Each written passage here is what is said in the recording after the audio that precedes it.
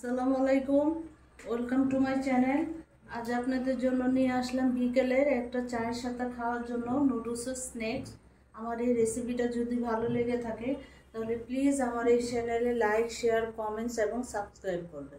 এখানে নিয়েছি টমেটো, কাঁচামরিচ, ধনেপাতা, পেঁয়াজ, চিকেন সসেস, এটাকে আমি কেটে ছোট ছোট পিস করে নিব। আর এই যে 3 প্যাকেট নুডলস নিয়েছি, এটা এখন একটু আমি সিদ্ধ করে নেই। আর সাথে একটা ডিম নিয়েছি। আসছি নুডলসগুলো সিদ্ধ হওয়ার পর। নুডলসগুলো আমি সিদ্ধ করে নিয়েছি। একটা ডিম,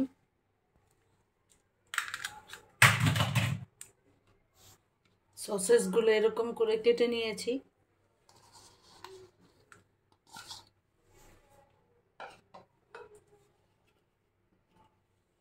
ওয়েস্টার সস দিবে একটু, এখানে আপনারা সবজিও দিতে পারেন, আজকে আমি আর সবজি দিব না। ওয়েস্টার সস দিলাম 1 চামচের মতো, টমেটো সস,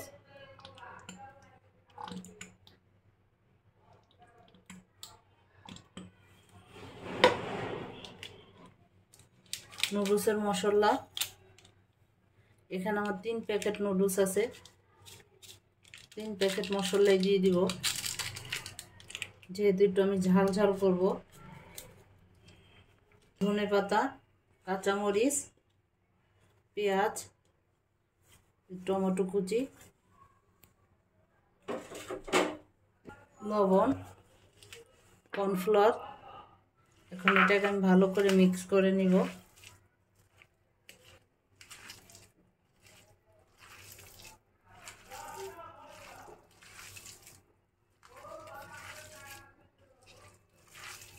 আমার মিক্স হয়ে গেছে, মাখা হয়ে গেছে। এখন আমি এটাকে ভাজায় চলে যাব।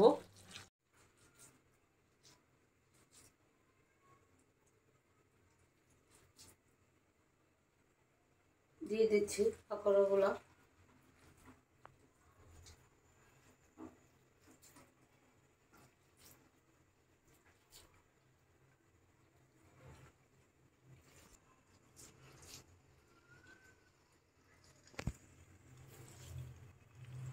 আর বাচ্চাদের তো নুডলস এই জাতীয় খাবারগুলো হইলে তাদের আর কিচ্ছু লাগে না, যার কারণে সস্তা দামে ভালো জিনিস বানাই দিই।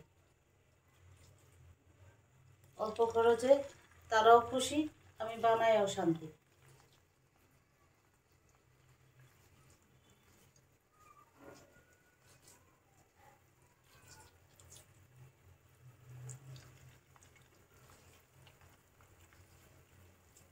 নুডলসের পাকড় এমনি তো মজা লাগে, ছোট বড় ছোট ছোট রান্না বড়দেরও খুব মজা লাগে। বিকালে চায়ের সাথে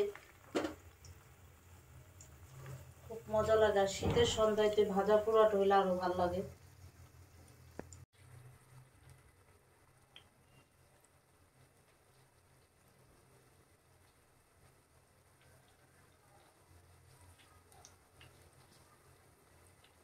ভেজে নিই এগুলো।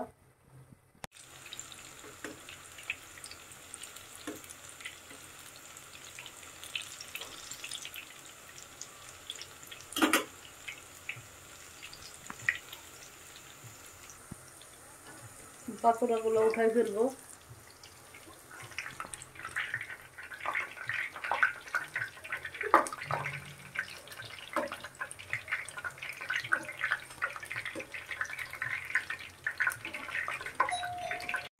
বাকিগুলো বানাই ফেলবো, এইভাবে দিয়ে দিচ্ছি।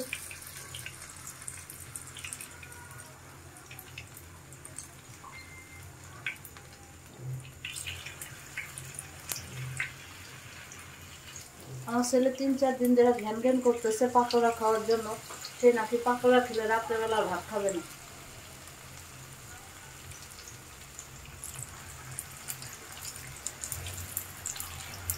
পাকোড়া এভাবে দিয়ে আমার ভাত রান্না থেকে আমি বাইচে যাব।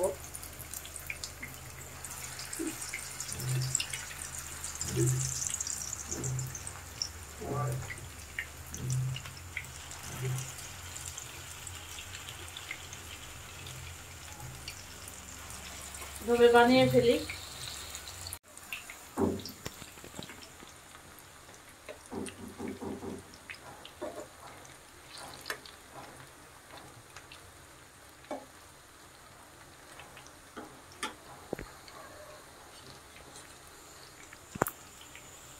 বানানো কমপ্লিট।